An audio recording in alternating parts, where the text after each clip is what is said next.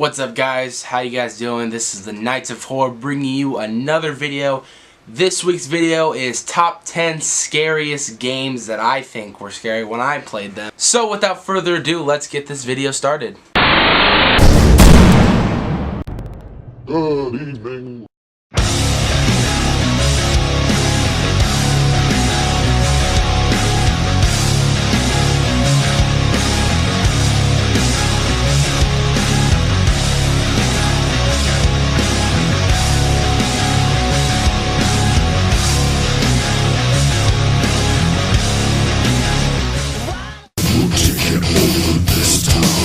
Alright guys, starting off the top of the list, number 10 is going to be Five Nights at Freddy's. I know I said I've played most of these games, but this is actually one game I never played. But I've seen a lot of gameplay on it, and I've seen just how scary it actually looked. First one was actually like super scary, and like when it came out it was kind of like a new experience. No one had ever kind of seen something like this, so to see this first one, it was actually really scary. The other kind of sequels, they kind of just really milked the series. Like they made, I think, like 5 or 6 games within the 1 year that they started.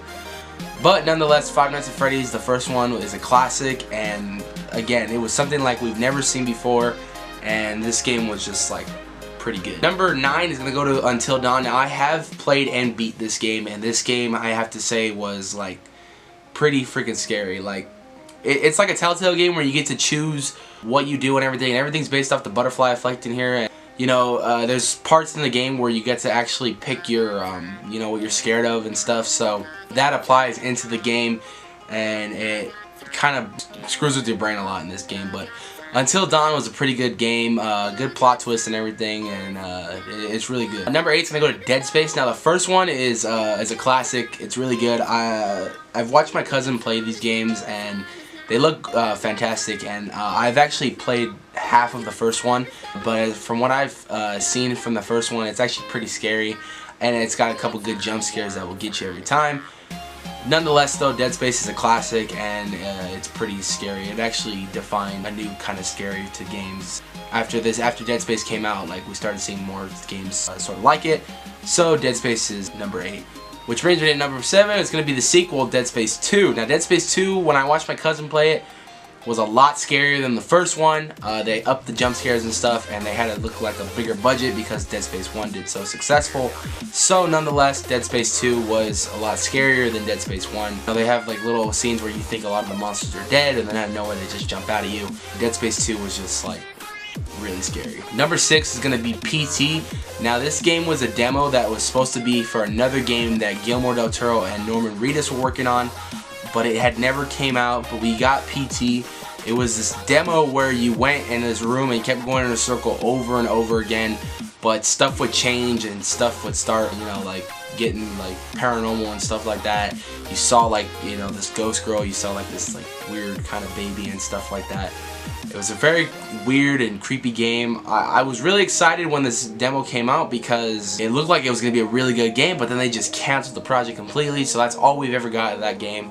But nonetheless, PT was pretty scary. You know, it starts off slow, but then it builds up anticipation, and then it just flat out scares the shit out of you. Number 5 is going to be a classic. It's Slender. When Slender first came out, a lot of people already knew who Slenderman was because of the YouTube videos, the creepypasta urban legend.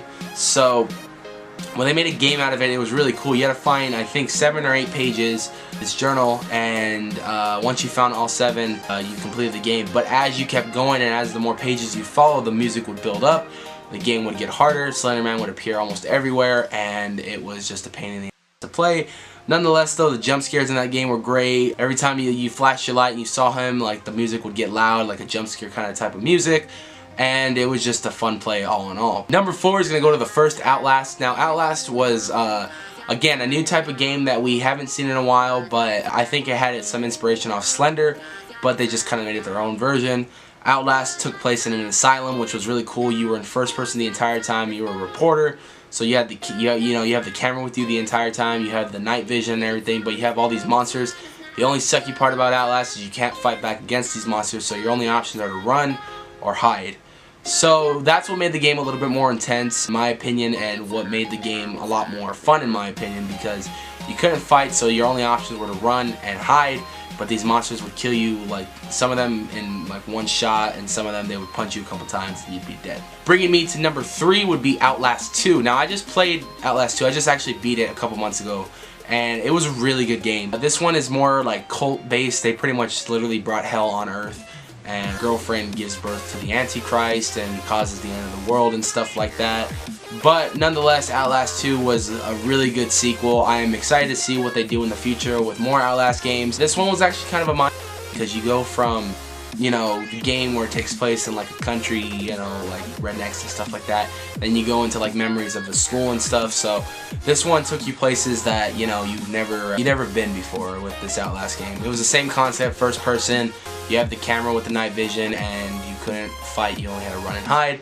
So like I said, with the Outlast, this was what make these games so fun. Coming in at number 2 is going to be Alien Isolation. Now I had so much fun with this game.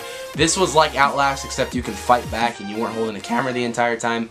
But nonetheless, this game was just phenomenal. I had so much fun with this. I love the Alien franchise, so to bring it to a game that I can actually play and stuff, it was really fun. You play as Ripley's daughter, and you go around, you have to try to save these people, and you have to kill all the, I think there's like there's a couple of aliens, I think. But nonetheless, this game is great. You get weapons in this, so you can fight back against the aliens, which as you go on, you get more weapons. It makes the game a lot more fun, and I just had a phenomenal time playing this. Yeah, I just had so much fun with it. I still haven't beat the game, so I gotta actually beat the game, but I'm almost to the end. I already know it because of a lot of what I've played. It's already leading up to the end, so. But what I've played, it just scared the crap out of me. And our number 1 spot for the scariest game is Resident Evil 7. Now Resident Evil 7 I had so much fun with, but at the same time scared the crap out of me. Now with Resident Evil 7, it was a lot different than a lot of the other Resident Evil games. With the other Resident Evil games, it was in third person, and you played as these characters who we all know and love. But with this one, they straight up just took this and they did something new, and new is what we needed with Resident Evil, because don't get me wrong, I love the Resident Evil games, but it just kind of got repetitive over the years. It was a new story, but it was also the same concept of you're supposed to save everybody and stuff. So with this one, they kind of went all out with this one. You know, you bump into this like redneck family who took your girlfriend, and there's something wrong with them more than who they just, you know, who they are. And you know, with this one it was good because you know, the family is actually possessed by something, and you know, you just gotta go through the house. You have to fight all them as their true forms and stuff. So it was just a fun game. On top of that, the DLCs were actually really interesting and really fun. They gave you quite a challenge in those DLCs, but nonetheless, I had a great time playing this game, and I hope they make more like this in the future. That's gonna be it, guys, for my top 10 scariest games. I hope you guys enjoyed this video. Let me know what your guys' top 10 scary games are, because, you know, there's a lot out there that maybe I haven't put on this list, or I haven't even played yet, never even heard of. So let me know in the comments below what your guys' scariest games are. One last thing, tomorrow we're launching our very first podcast, so I hope you guys watch that, listen to it, enjoy it. It's just going to be nothing but audio. We're not going to record anything or anything, you know, we're just going to do audio and pictures and stuff like that. But tomorrow, because yesterday we closed the contest for the 100 subscribers, tomorrow we're going to announce the winners for that. And if you, so go ahead and tune into the podcast to see if you won or not. And if you do win, send me an email. I'll put the email on the screen, or if you can't get a hold of me through email, you know, go through my social media. But we'll set something up where we can get through the inbox and everything, and we can give you your prize.